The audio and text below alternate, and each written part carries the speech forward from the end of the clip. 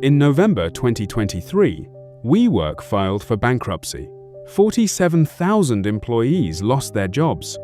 SoftBank, the Japanese investment giant that had poured billions into the company, wrote off $14 billion. $14 billion. Gone. The man who built WeWork and then destroyed it walked away with $1.7 billion in his pocket. And then, 18 months later, the most respected venture capital firm in Silicon Valley gave him $350 million to start a new company. No criminal charges, no clawback, no consequences. His name is Adam Neumann. And what he did to WeWork wasn't just a business failure. It was one of the most audacious acts of financial self-dealing in corporate history. By the end of this video, I'll show you exactly how he did it and why the system that was supposed to stop him helped him get away with it. This is the Bust Files. Adam Neumann was born in 1979 in Israel. His childhood was unstable. His parents divorced when he was young. He spent time living on a kibbutz, a communal agricultural settlement which he'd later say taught him the power of community living. He'd use that word a lot. Community. At 18, he joined the Israeli Navy as an officer.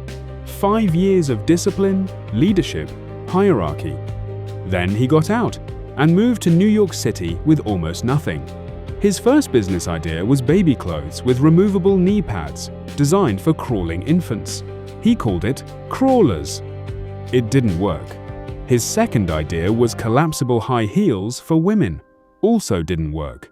But somewhere between the knee pad onesies and the collapsible heels, Adam Neumann figured something out. The product didn't matter. The story did. And nobody in the history of Silicon Valley would tell a better story than Adam Neumann. In 2008, Neumann was sharing office space in Brooklyn with a man named Miguel McKelvey. The building's landlord had a problem. The financial crisis had hit. Tenants were leaving. Floors were sitting empty. He needed someone to fill the space. Neumann and McKelvey had an idea. What if they subleased the empty floors, furnished them cheaply, and rented out individual desks to freelancers and small startups who couldn't afford a full office? They called it Green Desk. It worked immediately. Young professionals in Brooklyn were paying for desks, for community, for the feeling of belonging to something without the overhead of a real lease. By 2010, they'd sold Green Desk for a profit and used the money to launch something bigger. They called it WeWork. The pitch was simple on the surface: shared office space, flexible leases, community amenities, desks and conference rooms, and free beer on tap. But Neumann never described it that way.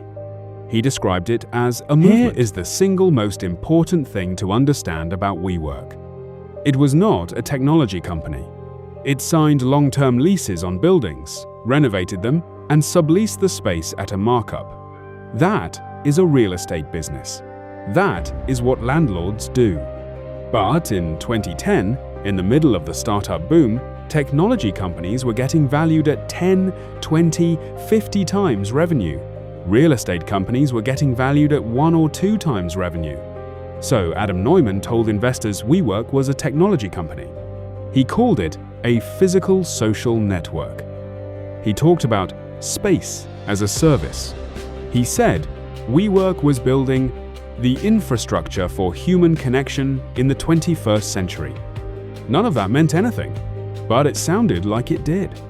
And the investors, desperate to find the next Uber, the next Airbnb, the next anything, listened. WeWork grew from one location in New York to dozens, then hundreds.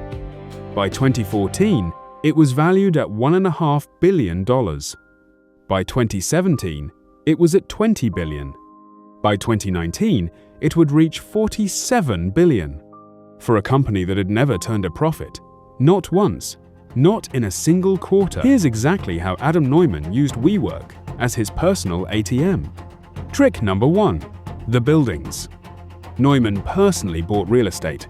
Then, he leased those same buildings back to WeWork, the company he ran. WeWork paid him rent. He was literally his own landlord, charging his own company for space, using investor money to pay himself. Trick number 2. The trademark. In 2019, as WeWork prepared for its IPO, lawyers discovered that Adam Neumann personally owned the trademark to the word "we." The company was literally called WeWork, and its CEO owned the rights to its own name. WeWork paid him $6 million to buy the trademark back. $6 million for a word that he'd trademarked in the name of a company he controlled. Trick number 3. The stock sales. While Neumann was telling employees and investors that WeWork was the future, that they should hold their shares, that the best was yet to come, he was quietly selling his own shares. By the time of the IPO, he had already cashed out over $700 million in personal stock sales. He was selling while everyone else was buying. Trick number 4. The salary. WeWork was losing approximately $1.9 billion per year. While it burned through cash at a rate that would make any rational investor run screaming, Neumann paid himself $47 million annually. And nobody stopped him, because he had designed it that way. He held a special class of shares that gave him 20-to-1 voting rights. Every vote Neumann cast counted as 20 regular votes. He had absolute control. The board couldn't remove him without his permission. He had built a machine that could not be stopped from the inside. In 2017, Masayoshi Son, the founder of SoftBank and one of the most powerful investors in the world, visited WeWork's New York headquarters. The meeting lasted 12 minutes. By the end of it, Son had committed $4.4 billion to WeWork. He later said in public, on the record, that Neumann was crazier than he was, and that, in his experience, the crazier the better. He compared Neumann to Steve Jobs, Jack Ma, and himself.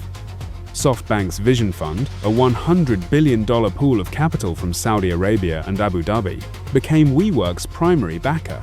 Every time WeWork needed more money, SoftBank was there. But here's what Masayoshi Son and his analysts somehow missed. WeWork's own financial projections showed it losing more money every year, not less, more. The path to profitability required assumptions so optimistic they bordered on fantasy, a market share that didn't exist, a growth rate that had never been achieved, costs that would somehow magically decline as the company expanded. The math didn't work. It had never worked. Anyone willing to look at the numbers clearly could see it didn't work. But Masayoshi Son didn't want to look clearly. He wanted to find the next Alibaba. And Adam Neumann was very, very good at making people see what they wanted to see. To understand how WeWork kept growing despite the obvious problems, you have to understand what it felt like to be inside. Neumann walked barefoot through the office. Always. No shoes. It was a statement, "I'm different. I'm above convention. Rules don't apply to me." He kept a bottle of Don Julio 1942 tequila on his desk and offered shots to employees during work hours. Not occasionally, regularly. He brought his dog a large golden doodle to the office every day. He flew employees to retreats in the Hamptons and the Catskills, where they were encouraged to share their feelings, their fears, their ambitions. The atmosphere was deliberately cult-like, intense emotional bonding, a shared mission, a charismatic leader. He told employees that WeWork could solve the problem of children orphaned by war, that they were changing the world's consciousness, that the company's value wasn't in its balance sheet but in its energy. People believed him. Thousands of smart, educated, ambitious people left good jobs at Goldman Sachs and Google and McKinsey to join WeWork because Adam Neumann made them feel they were part of something historic. And meanwhile, he was buying a $5 million wave pool in the Hamptons, a $60 million private jet, and multiple homes across 3 continents, all while WeWork hemorrhaged cash. In August 2019, WeWork filed its S-1, the document required before a public stock offering. For the first time, the public could see WeWork's actual financials. What they saw was devastating. WeWork had lost $1.9 billion in 2018 alone. It was on track to lose similar amounts in 2019. Its lease obligations, the long-term rent it owed on buildings around the world, totaled $47 billion. Its assets were worth a fraction of that. The S1 also revealed Neumann's self-dealing in detail: the building leases, the trademark purchase, the stock sales, the voting structure that made him untouchable. Analysts and journalists who read it were stunned. Not because the numbers were bad, but because they had never been allowed to see the numbers before. Every valuation, every funding round, every breathless headline about WeWork's rise had been built on information that Neumann controlled. The reaction was immediate. Investors who had been prepared to value WeWork at $47 billion suddenly weren't sure it was worth $8 billion, then $6, then nothing. The IPO was cancelled. Within weeks, WeWork's board, the same board that had let all of this happen, finally moved against Neumann. He was forced to step down as CEO. And here's what stepping down looked like for Adam Neumann. SoftBank paid him $1.7 billion to leave. They bought his shares, forgave a $500 million personal loan he had taken against his WeWork stock, and gave him a consulting contract worth $44 million.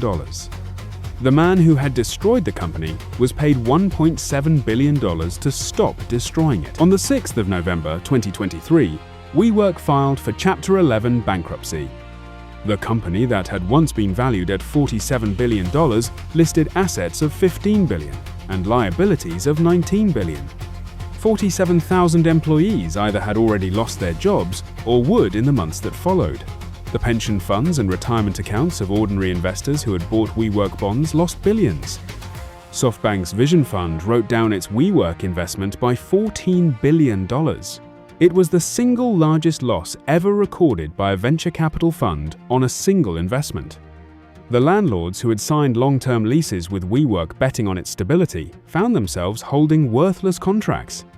Small businesses that had subleased WeWork spaces scrambled to find alternatives overnight. The ripple effects spread across the commercial real estate market in New York, London, Tokyo, and dozens of other cities. And Adam Neumann? He bought a penthouse in Miami. He purchased agricultural land in Hawaii. He launched a new company called Flow Carbon focused on carbon credits. It raised money and then quietly faded. Then, in 2022, while WeWork was still lurching toward the bankruptcy that everyone could see coming, Andreessen Horowitz, arguably the most prestigious venture capital firm in Silicon Valley, announced it was leading a $350 million investment in Neumann's new real estate startup. The company was called Flow. Its pitch: community-focused apartment rentals that would transform how people live. Sound familiar? This is the question Magnates Media didn't ask. The question most people don't ask, because the answer is uncomfortable. In 2020, the Securities and Exchange Commission opened an investigation into WeWork and Adam Neumann. In 2024, it closed with a settlement. Neumann agreed to pay a civil penalty of $4.9 million and accepted a 5-year ban from serving as an officer or director of a public company. $4.9 million. He had taken $700 million out of the company through stock sales while concealing the true state of its finances from public investors. He had charged his own company rent on buildings he personally owned. He had sold his own company the rights to its own name. And the penalty was $4.9 million less than 1% of what he personally extracted. No criminal charges were filed. No criminal referral was made. Neumann's lawyers negotiated a settlement that required no admission of wrongdoing. Here is why that happened. What Neumann did was aggressive. It was arguably predatory. It certainly caused catastrophic harm to thousands of people. But most of what he did was technically legal. He disclosed the building leases buried in the fine print, but disclosed. The trademark purchase was bizarre, but not criminal. The stock sales were reported to regulators on schedule. The voting structure was approved by the board. The system that was supposed to protect investors' disclosure requirements, SEC oversight, board governance, had been used by Neumann to protect himself. He found every loophole. He filled every requirement, technically. And when WeWork collapsed, there was no smoking gun, no secret fraud, No moment where he clearly broke the law. There was just a man who took the rules and bent them until they served only him. And then Andreessen Horowitz gave him $350 million to do it again. Because in Silicon Valley, failure at scale is still proof of ambition. And ambition, apparently, is always worth funding. What WeWork really reveals isn't one man's greed. It's a system that was designed accidentally or deliberately to reward founders at the expense of everyone else. The venture capital model depends on finding the next billion-dollar company before anyone else does. That means funding people who sound certain when they should sound cautious. Funding stories before they become facts. Rewarding confidence over competence. Adam Neumann was the perfect product of that system. He was charismatic where he should have been transparent. He was visionary where he should have been specific.